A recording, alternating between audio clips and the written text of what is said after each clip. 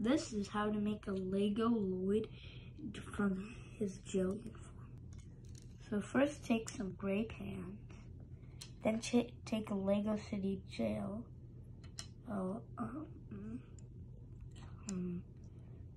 torso or body, and this is how the suit looks.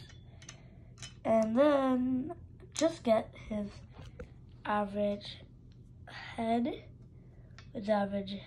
used from the movie to now, and then get his average hair, and you will see how it looks like. Now I am going to put this down and you will be shocked.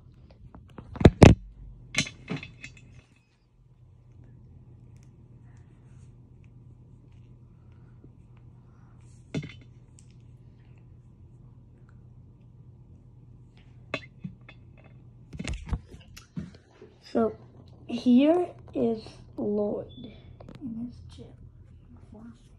If you want to make this, try. If you have the pieces, like I said, gray pants, Lego City, jail shirts, and Lloyd's average head and hair.